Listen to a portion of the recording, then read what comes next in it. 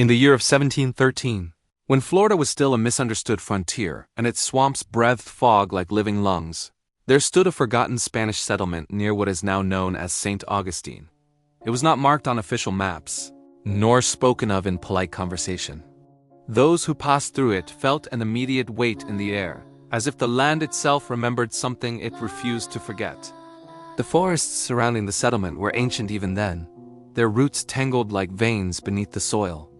At dusk, shadows lingered longer than they should have, and the wind carried whispers that did not belong to animals, nor to men. The indigenous tribes who once roamed the region had abandoned the area generations earlier, maiming it a place where spirits wandered without rest, trapped between memory and eternity. A small religious mission was erected at the heart of the settlement, built hastily from damp wood and pale stone taken directly from the surrounding land. The Spanish priests believed they were bringing order and salvation to a wild place, unaware that the ground beneath their altar had once been a sacred ceremonial site, long before their faith had crossed the ocean. During daylight, the settlement appeared almost peaceful. Bells rang at regular hours, incense burned softly, and the swamp shimmered under the southern sun. But when night fell, the world shifted. The insects fell silent, the water stopped moving, and the darkness felt deliberate, as though something unseen had opened its eyes. It was within these walls that Isabel Montoya grew up. She had arrived from Spain as a child, orphaned by illness during the voyage, and was raised by the mission as one of its own. From an early age, Isabel displayed a sensitivity that unsettled those around her. She listened too closely to empty spaces, reacted to sounds no one else could hear, and spoke of dreams that felt older than the world she lived in. She claimed the forest spoke to her not in words, but in memories. She described voices that whispered beneath her thoughts, guiding her hands as she carved strange symbols into scraps of wood and stone. These markings bore no resemblance to Spanish script, yet carried echoes of indigenous glyphs, twisted and merged with distorted religious imagery. The priests dismissed her behavior as imagination, perhaps the result of isolation or spiritual fervor. But the symbols continued to appear, etched into walls, trees, and eventually the floor of the mission itself. No one ever saw Isabel carve them. They simply appeared, as though summoned.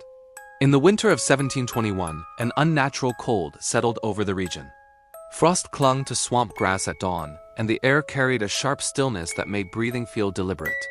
It was during this time that the first disappearance occurred. One of the priests vanished during the night. There were no signs of struggle, no blood, no disturbance.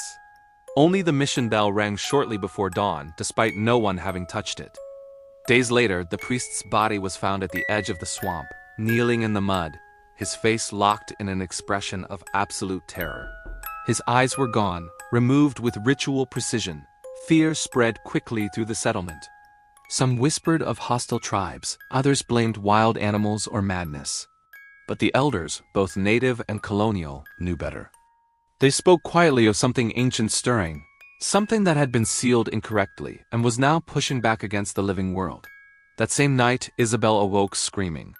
She spoke of a dream in which a tall figure emerged from the water, its form shifting like liquid shadow. Its face was covered in burning symbols, and when it spoke her name, it did so in a language older than the land itself.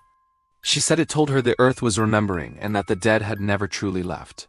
Deaths followed, silent, precise. Bodies were discovered facing the same direction, toward the deepest part of the swamp, positioned as if in worship.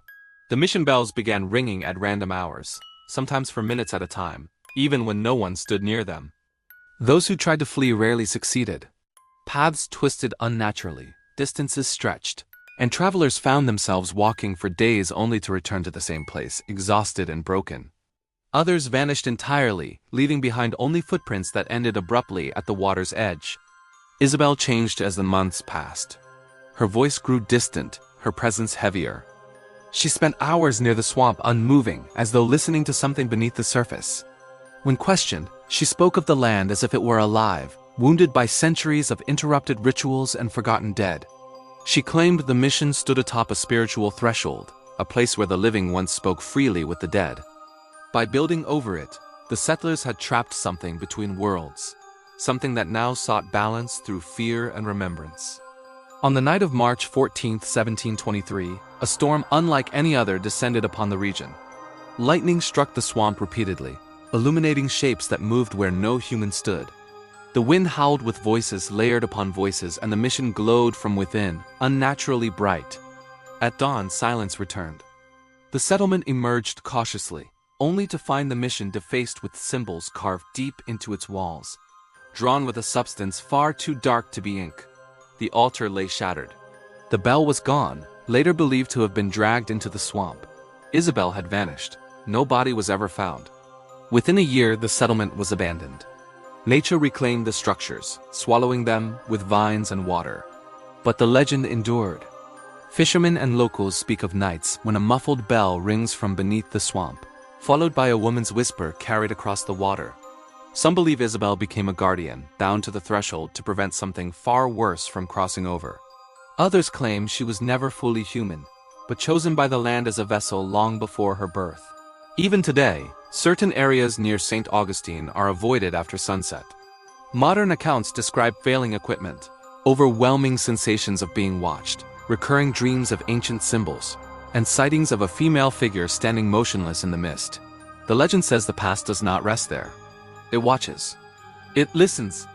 And as long as the submerged bell continues to ring beneath the swamp, the boundary between the living and the dead remains dangerously thin. If you enjoyed this story and want to hear more dark legends, forgotten histories, and chilling tales like this one, make sure to subscribe to the channel, leave a like on this video, and stay with us for the next story that time tried to bury but never truly erased.